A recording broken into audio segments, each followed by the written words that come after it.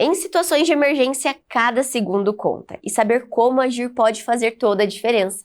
Acidentes domésticos, quedas, cortes e até paradas cardiorrespiratórias podem acontecer a qualquer momento, exigindo uma resposta rápida e adequada até a chegada do atendimento médico. E agora nós vamos conversar com o Dr. André Schier, que é diretor clínico e coordenador do pronto-socorro do São Lucas Hospital Center, que vai nos orientar sobre o que fazer e o que não fazer em diferentes tipos de acidentes. Olá, doutor, seja bem-vindo novamente. Obrigado, o prazer é meu.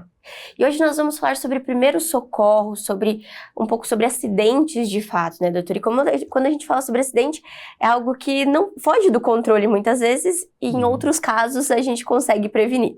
Mas para a gente entender um pouquinho, o doutor trabalha no SEAT também, né? Eu gostaria que o doutor falasse sobre as diferenças, os principais tipos de acidente que a gente tem hoje e que é comum aqui na nossa região, na nossa população. Boa tarde a todos.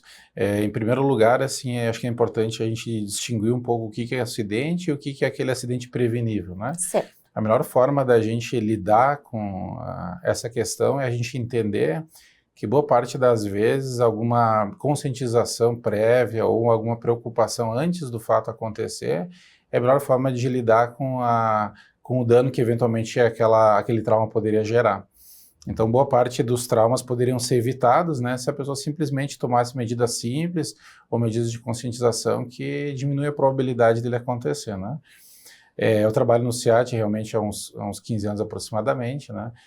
O SEAT, ele é o serviço dos bombeiros, ele é o serviço do pré-hospitalar, ele é um serviço que é acionado pelo 193, e o objetivo do SEAT é o atendimento pré-hospitalar das vítimas de trauma. Na cidade e nas rodovias próximas da cidade de Cascavel. Então, assim, com a ambulância a gente acaba atendendo o trauma quando o trauma ele é moderado ou severo, quando é um trauma com alta energia ou com risco de uma lesão um pouco mais complexa. Nesses casos a gente acaba acionando a ambulância, prestando o primeiro atendimento, que é a estabilização e o manejo inicial, e transportando a vítima para o hospital. Né? Certo. E o doutor comentou sobre a questão de acidentes de baixa energia ou de alta energia. Essa é uma divisão também que a gente faz para poder entender quais são os tipos de acidente. Doutor, poderia falar um pouquinho mais sobre essa divisão e como que vocês lidam também com o manejo de cada um dos tipos, doutor? A gente faz uma avaliação com relação à natureza do acidente, né, o que foi que aconteceu, e então tem alguns acidentes de baixa energia, que são acidentes onde o potencial de lesão traumática despercebida ele é menor. Por exemplo, se eu bato a cabeça num objeto, no armário, se eu tenho uma queda da própria altura em casa, se eu tenho uma contusão no jogo de futebol, são exemplos de situações com baixa energia. Nesses casos, na maior parte das vezes, a lesão, ela não o trauma ele não é muito preocupante, na maior parte das vezes é um trauma leve, e o paciente geralmente tem poucos problemas para lidar com isso. Agora, existem alguns acidentes que envolvem grande quantidade de energia. Por exemplo, acidentes de trânsito em alta velocidade, às vezes colisões frontais na rodovia, né? A pessoa que pode cair de um plano elevado acima de 6 metros também é considerado alta energia, né?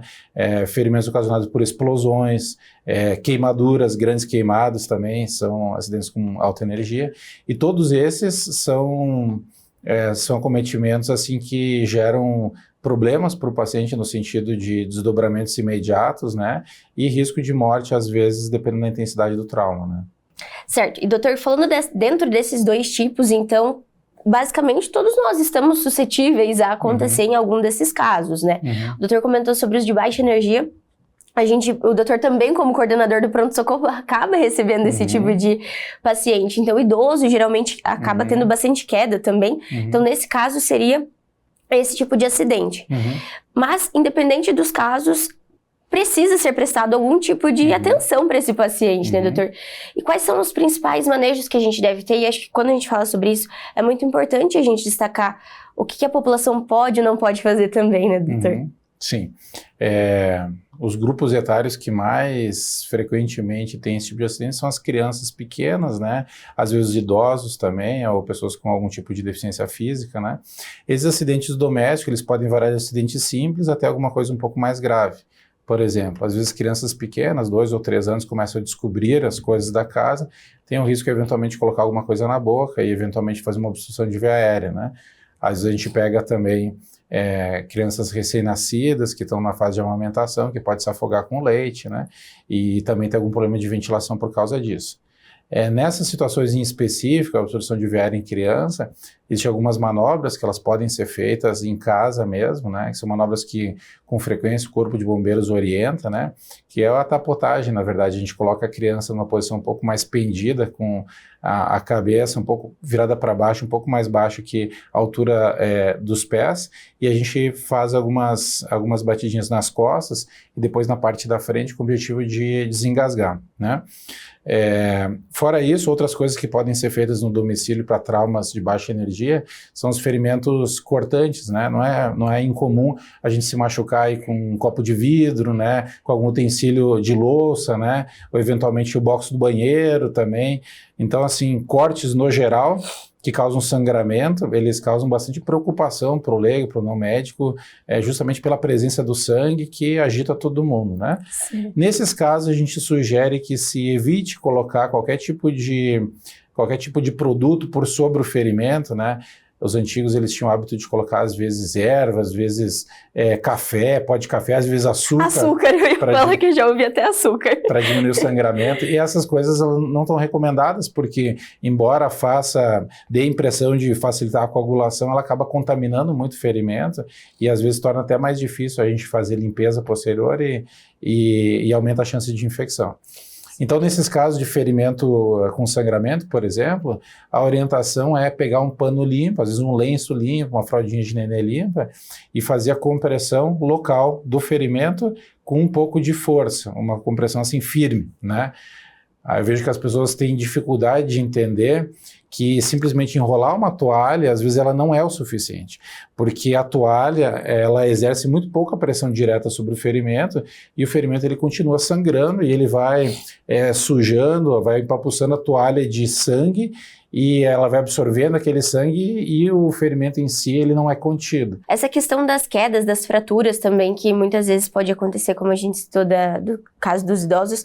Idoso por si só já é um grupo de risco e que precisa de uma atenção. Então também seria uma população ali que, se acontecer alguma coisa, tem que trazer para emergência para dar aquela olhada, ou também vai dar de quem está em casa decidir se leva ou não leva, doutor? Acho que esse é o momento também, né? Aquela pergunta, vou ou não no pronto-socorro? Vou ou não buscar essa avaliação? No caso dos idosos, na maior parte das vezes é mais prudente trazer ao pronto-socorro. Por vários motivos.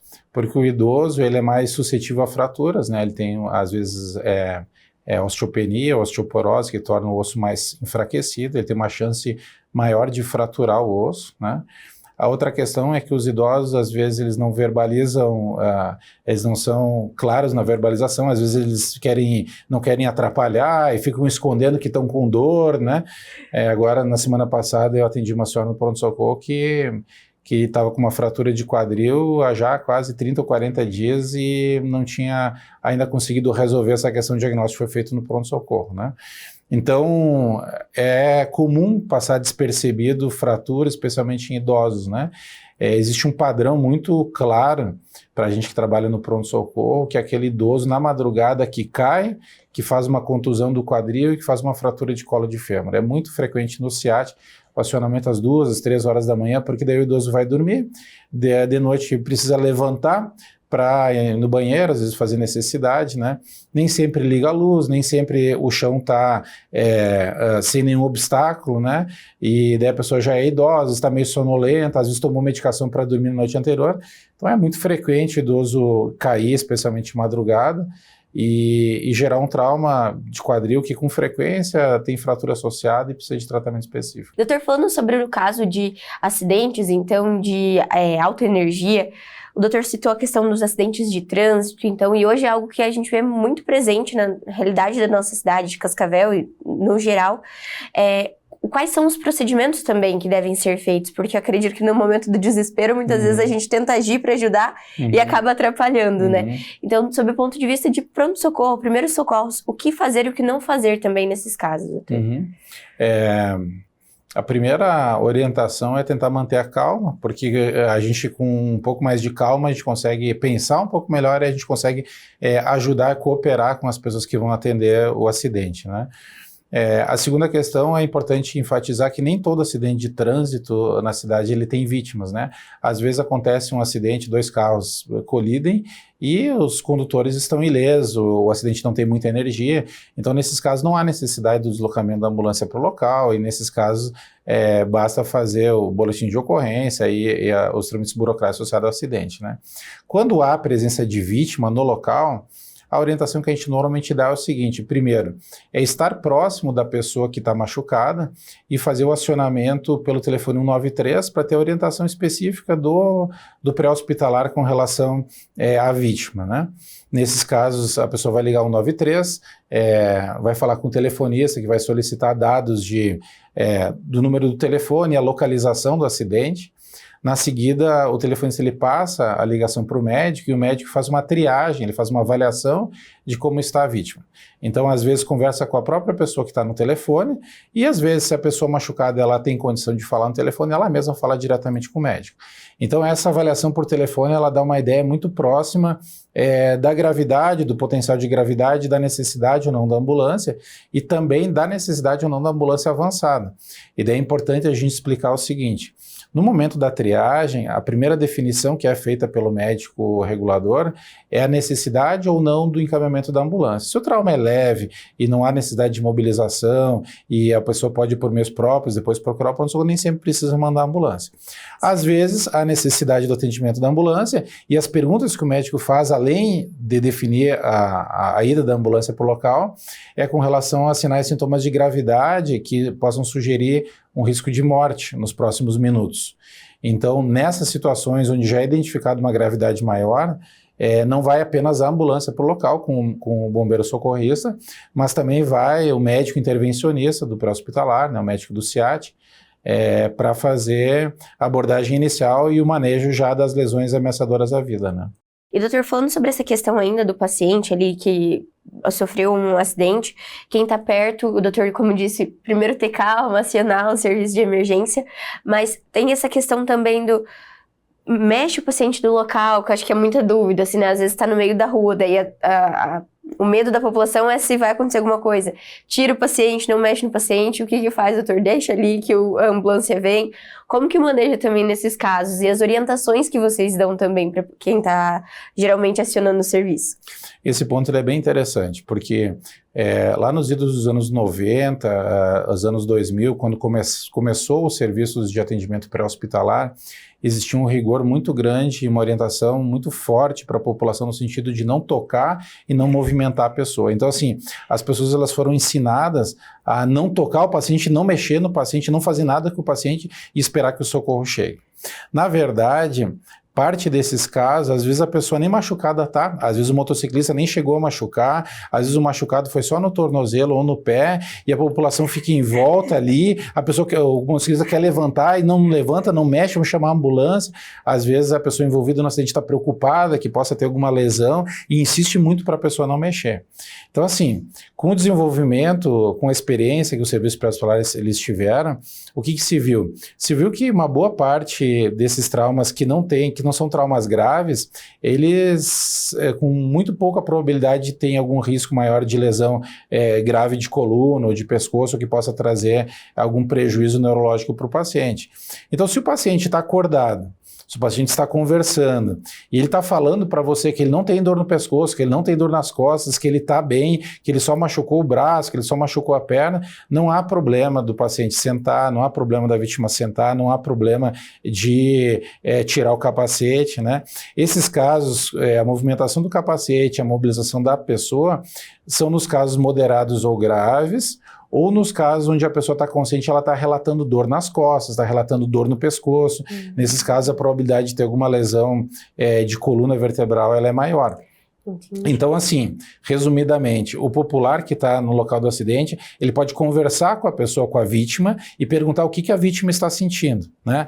Se perceber que ela não tem nenhuma queixa nas costas, não tem nenhuma queixa no pescoço com relação à dor, a vítima está conversando e ela só tem ferimentos nos membros, ferimentos discretos nos membros, não há problema da vítima, da pessoa se movimentar, não há problema da pessoa sentar. Se houver dúvida, pode ser ligado para o 93, que daí vai ser orientado adequadamente, né? A gente pede para ter um pouco mais de cuidado com a lesação e imobilização, especialmente nos acidentes moderados e graves. E nesses casos não tem muita dúvida, você vê logo que ele está muito ruim, que a pessoa está muito ruim. Nesses casos a gente orienta que acione o socorro para o atendimento adequado aí da ambulância, né? Acho que é bem bacana a gente falar disso justamente sobre esse mito, né? Esse receio que a gente cresce ouvindo que não pode nem chegar perto, praticamente, nem né, respirar perto da pessoa, senão vai acontecer alguma coisa. Mas justamente em alguns casos, nesse calor que tá fazendo, o asfalto quente é pior do que se levar o paciente para baixo de uma árvore e tentar acalmar a situação. Então, acho que é bem importante a gente também desmistificar isso. E, doutor, recentemente a gente teve um caso muito grande que movimentou e de repercussão até nacional, que foi o caso do incêndio do apartamento e que teve, né, vítimas também. Doutor, falando sobre esse tipo de acidente doméstico, quais são também, de modo geral, assim, o que a gente pode orientar, claro, dentro da parte médica, o que deve ser feito, o que não deve ser feito? Muito se falava também sobre a questão de, muitas vezes as orientações tentar não inalar a fumaça, colocar um pano e tudo mais, mas até onde isso é certo, não é certo? Quais seriam os primeiros socorros que a gente pode tomar também nessa situação? Não só num incêndio de grande proporção, até mesmo em casa, uma panela que acabou explodindo e fez uma queimadura. Aqui tem muita questão do pessoal tomar o chimarrão com água quente também. Explica um pouquinho sobre esse tipo de paciente, esse tipo de situação. No caso das queimaduras no geral, quando a gente fala em incêndio em local confinado, como uma casa, um apartamento, um ambiente fechado, acontece, além da lesão térmica ocasionada diretamente pela temperatura e pelo fogo, a gente tem a emissão de fuligem e de fumaça, e tem o ar quente que ele fica restrito àquele ambiente, né? A gente não tem como não respirar, a gente está lá dentro, obrigatoriamente precisa respirar. Então, algumas orientações que a gente passa são as seguintes, ó. Se tiver à disposição um pano, né, se você puder umedecer um pano e colocar na frente do rosto para você diminuir a inalação de fuligem, é uma coisa que pode ajudar, né? Outra coisa que pode ajudar às vezes é você tentar ficar ou abaixado, né, porque a fuligem e o calor, eles sobem no ambiente, eles estão mais concentrados na parte de cima do ambiente. Então, se eu me mantiver na parte de baixo, eu vou ser atingido só posteriormente. Então, assim, eu ganho algum tempo, né? Então, ficar na parte de baixo, deitado, colocar um pano úmido para ajudar a respirar, né? E dentro do possível, daí, né, acionar o corpo de bombeiros, né? Procurar algum local de evacuação do ambiente onde você está. Esse caso foi emblemático, mas assim, casos como esse, eles são bem infrequentes, tanto aqui em Cascavel quanto fora, assim, a gente fala muito, mas assim, porque são graves, né, e sempre geram repercussão, mas acidente dentro de apartamento de casa com vítima não é uma ocorrência frequente aqui na cidade. O que é mais frequente são acidentes domésticos relacionados às vezes com churrasqueira, relacionados às vezes com café, às vezes com água quente para o chimarrão, né? E nessas situações, o que a gente orienta a fazer? O dano da queimadura tem relação com algumas questões, tem relação com a extensão da área queimada, né? Então talvez o pessoal já tenha ouvido falar do percentual de superfície corporal queimada. Então assim, os socorristas e médicos têm uma fórmula simplificada de estimar o percentual da superfície corporal queimada, que a gente chama de regra dos 9. Então a gente pega o corpo e ele é dividido em partes, né, e cada parte representa um múltiplo de 9. Então a gente de cabeça consegue ter uma noção do percentual de superfície queimada. Quando a superfície queimada excede 20%, a gente denomina esse paciente de um grande queimado. É um paciente que teve um trauma grave e ele precisa ser atendido e encaminhado para o centro de referência de queimados. Certo. Que foi o caso que aconteceu dessa moça que teve 63% do corpo queimado, né? As queimaduras, quando elas são de pequena proporção, da mesma forma a gente também não orienta que se coloque outras coisas em cima da queimadura, né? Só às vezes um pano limpo, né? Ou se tiver com muita dor e for uma área pequena, pode ser um pano úmido, né?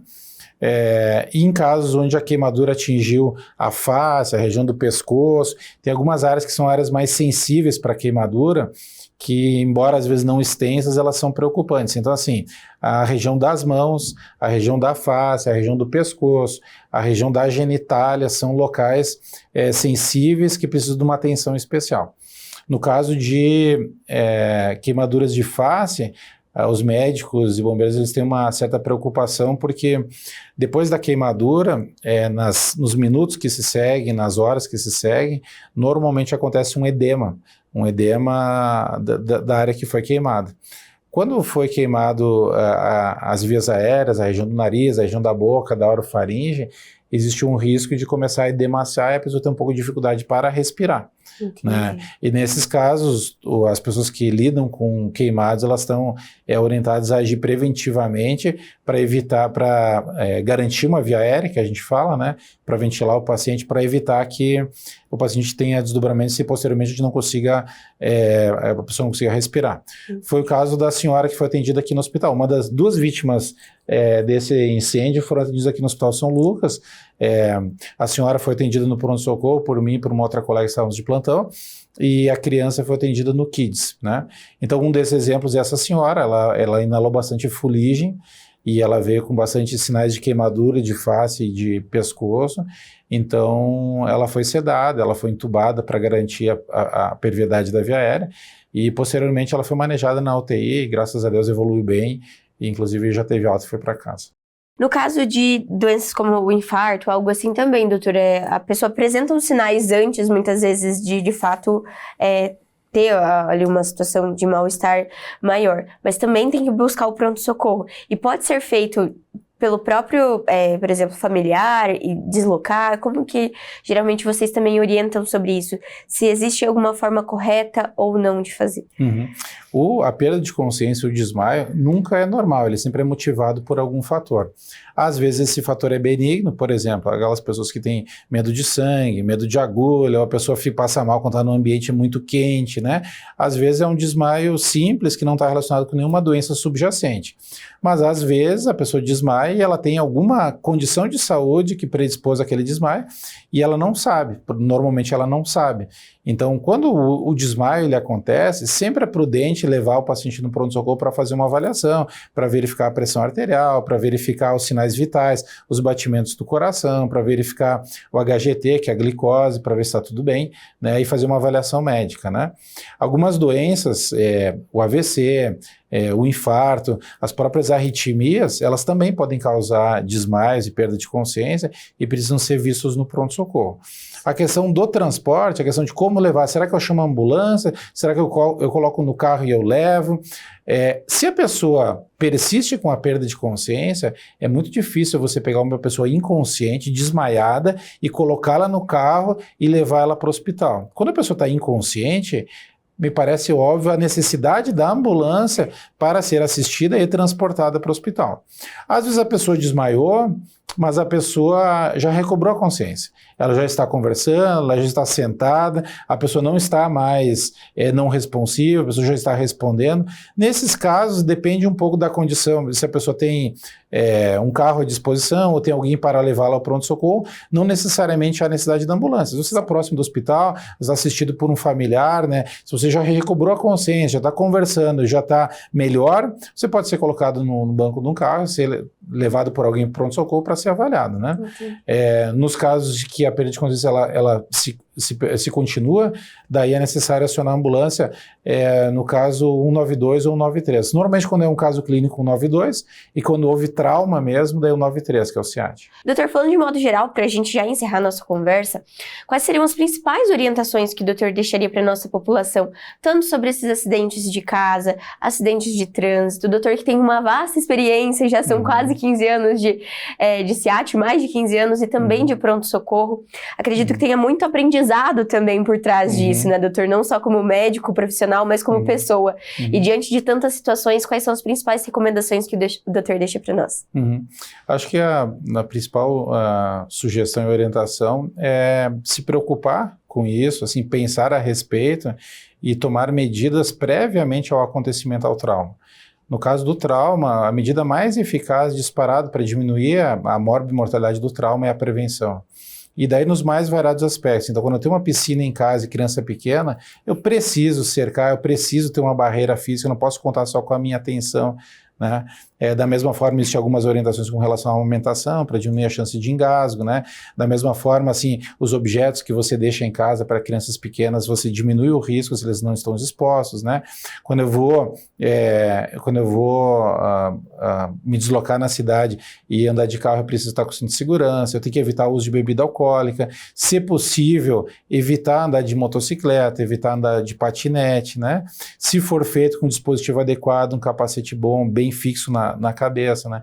Boa parte dos traumas de moto graves, eles acontecem porque a pessoa coloca o capacete para não tomar multa, mas não fixa o capacete com a jugular aqui embaixo. Na hora do acidente, o capacete voa e a pessoa bate a cabeça no asfalto. E a causa da morte, com muita frequência, é o traumatismo craniano. Então, o uso inadequado do capacete também é uma condição que predispõe à gravidade, né? E assim todas as outras questões. Eu acho assim, a vigilância, a atenção, a preocupação de fazer algo antes que aconteça, não contar apenas com a sorte, eu acho que é a medida mais eficaz, é a medida mais protetiva que nós como pais podemos ofertar para os nossos filhos e os nossos familiares, né? Em havendo algum acidente que seja imprevisível, que haja necessidade de suporte, a gente dá uma orientação geral de que a gente tem um serviço que funciona 24 horas, que é o SAMU, 192, então qualquer problema de saúde não relacionado a trauma, existem médicos capacitados, existe uma equipe que está ao acesso do telefone para dar orientações, né, e para orientar o que vai ser feito, se encaminha ambulância ou que medidas podem ser tomadas naquele momento. A pessoa sempre vai conversar com o médico e o médico vai dar orientação específica para aquele caso. Então, se a pessoa está assustada por algum evento de saúde e não está se sentindo apoiada, pega o telefone, liga 192, passa a situação para o médico regulador, ele vai passar a orientação. Você pode levar para os meus próprios, você pode chamar alguém, isso aqui é grave, isso aqui não é, nós vamos mandar ambulância ou não. E no caso de trauma, então acidentes, queimaduras, explosões, choque elétrico, é 193. Da mesma forma, o SEAT também tem um serviço de orientação para os traumas, né? E o médico vai fazer a orientação adequada para aquele caso em específico, né? Então, assim, saber que existe esse número de telefone à disposição e de que nem sempre a ambulância vai ser associada, mas vai ser acionada, mas às vezes a pessoa vai ter uma orientação específica para aquele caso, eu acho que também é tranquilizador, né? Isso mesmo. É com essa mensagem que nós encerramos a nossa conversa de hoje. Doutor, muito obrigada pela participação, é sempre um prazer tê-lo aqui conosco. Tá bom, obrigado, prazer foi meu. E o São Lucas 24 horas de hoje fica por aqui, mas não deixe de acompanhar as redes sociais através do @FH São Lucas Cascavel para ficar por dentro de todas as novidades. E até o próximo!